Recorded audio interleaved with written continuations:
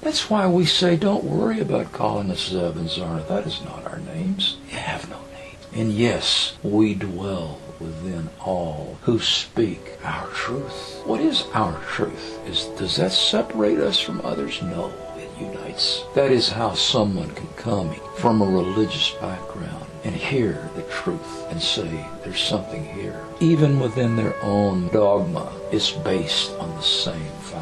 It's just been changed. Some places, in some ways, very drastically changed from what even the creators of that religion meant for it to be. Perfect example are your modern religions today. Go back 2,000 years. What were they like, if you can tell? In most cases, man over the centuries have destroyed the original kindling wood that built that fire, the original words, the original meaning, and added their meaning. But some places the words exist, and those are returning to the surface. Have you noticed tonight? Our original words, their inspiration that were formed into words, and then translated at one time into dead languages or archaic languages that no longer exist, are being found and are being translated.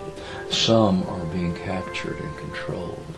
But we will tell you this: you cannot control the truth. You cannot control the divine fire. It has spread throughout your planet and into your planet for centuries, not just 2,000 years. But many thousands of years, the truth has been embedded into the rocks and stones, and the truth will come from the ground, as it has already. But even that truth was biased, that being the Nag Hammadi. It was written by people of a generation that were closer to the truth than you are today with your texts that are called holy.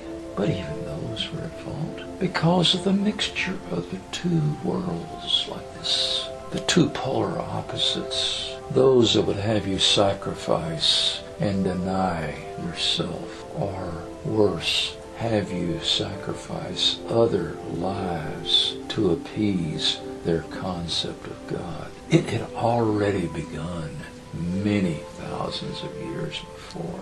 That merge of East and West, the influence of the dark and the light, predates Christianity. Continues to this day. But bear in mind, even in the darkness, you will find light. That means not only the individuals who, for whatever reason, follow a path of darkness, they have souls. Oh, some of them will deny that they have souls. They will say they have given their soul to an entity that doesn't exist. Your devil. They haven't.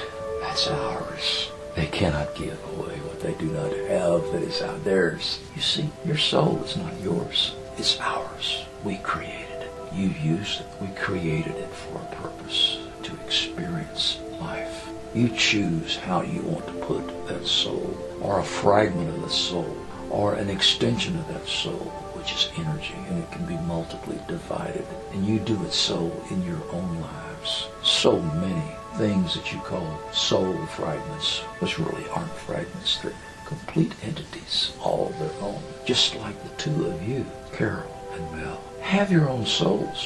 Have built them over your life experiences to where in many ways they differ, but they aren't differing.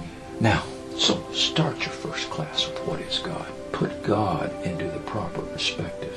I won't challenge you to try to create the concept in another person's mind without the word God. But if you could, you will have done the greatest service to humankind there has been.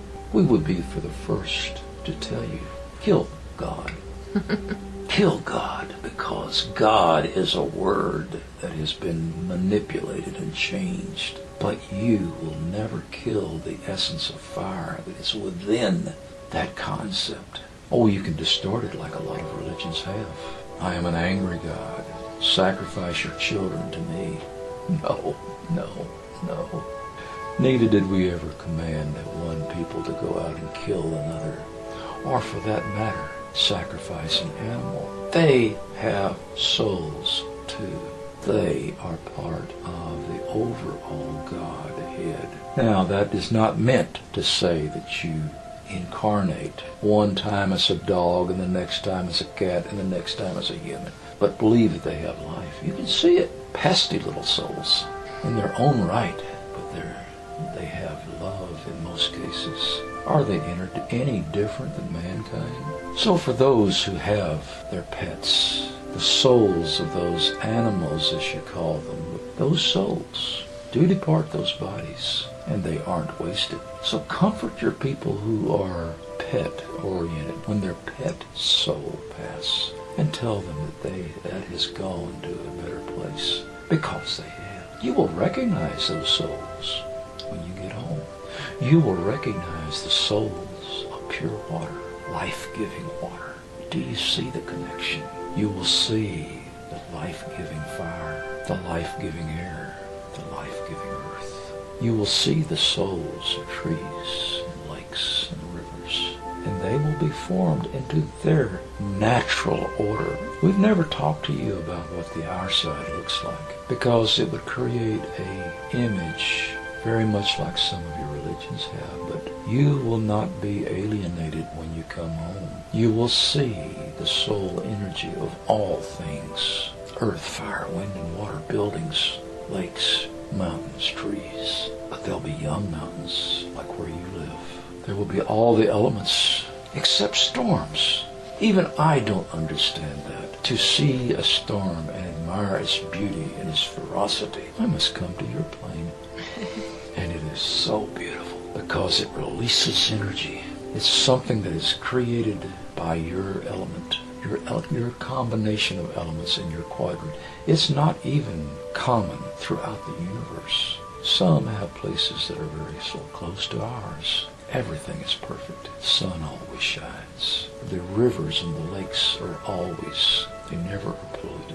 These things we've told you before. So within each of those elements that we have given you, what is divine fire? How does love and fire find parallel direction? How is it that they're the same? You say the words. Do you fully understand? You may, but others don't. How can divine fire be love? Explain that, and you will have explained God. You will have had explained the soul. You will have explained how it is that God is all things. People say these platitudes, cliches. God is all things. You don't really understand it. Your purpose is not to convert, as we've said so many times before. Your purpose is to enlighten. We will give you that enlightenment.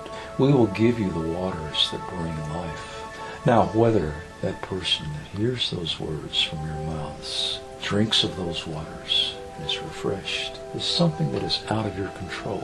Do not fret when someone cannot understand or turns their back upon you. That's another misnomer.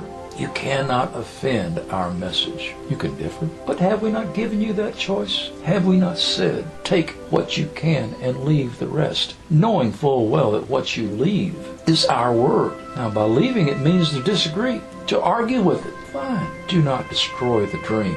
Show through deed and action and words love, and it will be returned to you. Maybe not from the source that you give it, but from another source. This is how love creates and heals. You're all life. You're all God. You're all possess that fire within you. So use the elements, earth, fire, wind, and water, to explain what is God. We're found in all those things. We're in those things on your planet, though. The point is, these are references to your planet, not to God's domain. Find the way that you can explain God in the four elements, in all things. Show how in those four elements that we have given life. And tell them that energy, that spirit, exists and lives on a plane that they're not able to perceive. They would think this is dead.